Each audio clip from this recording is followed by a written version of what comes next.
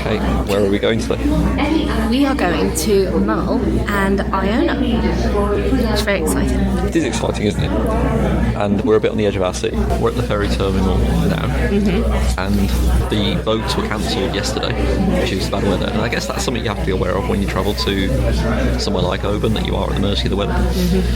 The wind was wild last night, and there were some boat cancellations.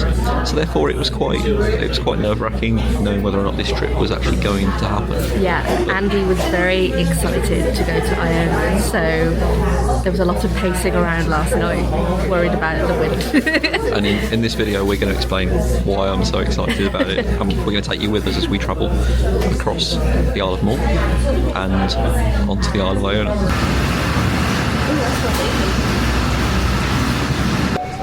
Come with us as we board the ferry.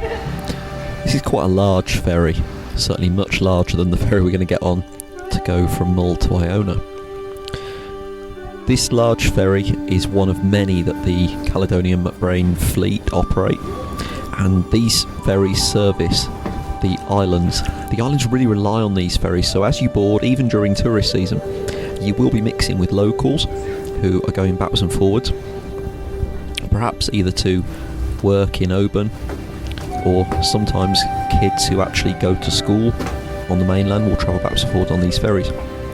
We made our way up to the deck, and if you go to the back of the boat, you've got a really lovely view of the town of Oban. I'm absolutely delighted to be back and about to go to sea. Do we want to be at the front? And there's loads and loads of seating around the outside of the ferry that you can sit and enjoy the beautiful vibes. Soon we were leaving Oban, and you get a fantastic view of the Oban Bay. The air is so crisp, and the temperature certainly drops as soon as you go out to sea. There's a feeling of peace that you get as soon as you start to explore these magical islands. Every single headland brings new discoveries with it. I could stare at the water for hours, and we did, because you never know what wildlife you're going to see.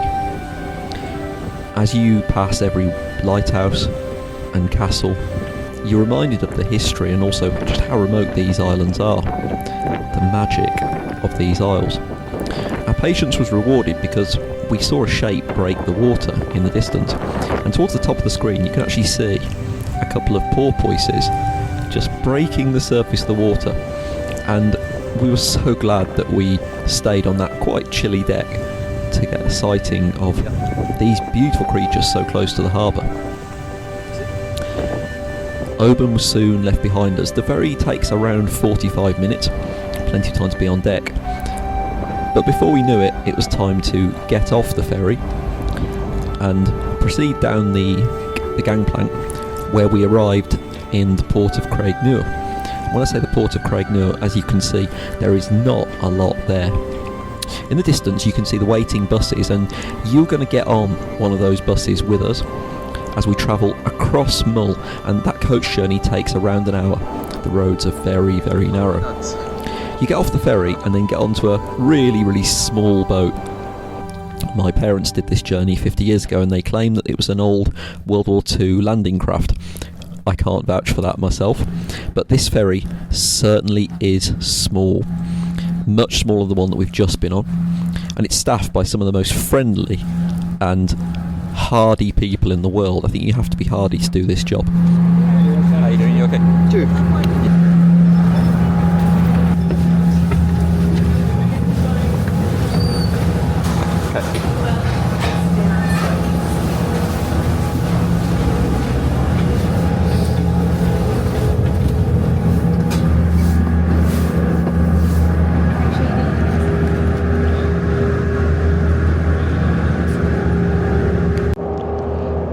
When you get off the bus, you then get on a much smaller ferry, and what you can actually see behind me there is Iona.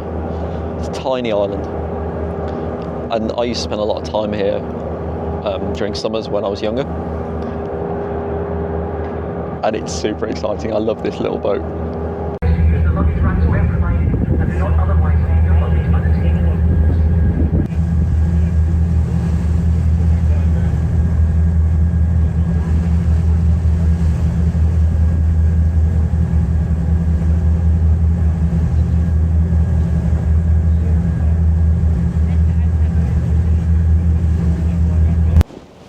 In 563 AD, the Irish warrior monk Columba came to Iona, to this remote island, and he set it up as a base from which to spread Christianity across the UK. And at that time, there was a lot of, the pagan religion was very heavily established, so he definitely had his work cut out for him.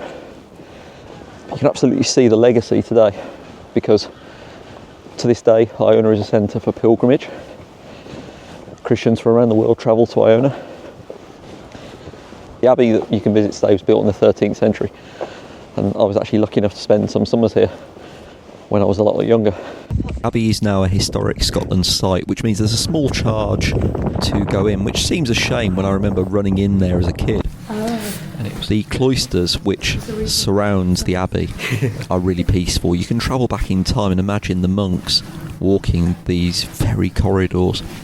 And the moment that you enter the abbey church, whether you're religious, spiritual, none of the above, or maybe you just love a good historical site, you feel the history in these stones. You imagine just how many people have knelt in prayer on this remote island, this real bastion of Christianity in the early medieval period. It's intensely atmospheric. The abbey itself is 13th century, but I know myself almost too personally how affecting it can be to be in here for a modern worship service, just because you're very aware of just how many people have been in here for the last 800 years. We didn't have that much time on Iona. This was just a day trip, so we left the abbey and walked up the only road on the island, up to the north beach of Iona. It's one of my favourite places in the world. I've often joked that I would like to have my ashes scattered here one day. Maybe I'm not joking. This is one of the most beautiful beaches in the world. It truly feels like you're staring off the edge of the world. You can see just another couple on the beach, but this is quite unusual to have company here, especially at this time of year. The water is so clear and blue. It looks like the water you'd find in the Caribbean. And myself and Kate just stopped on the beach for a few minutes to enjoy it.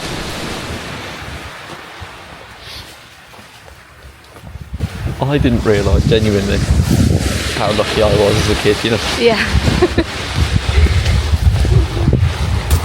Like the colour of that water is insane. Yeah, even when it's not the brightest of days, maybe. And then sadly it was time to go home.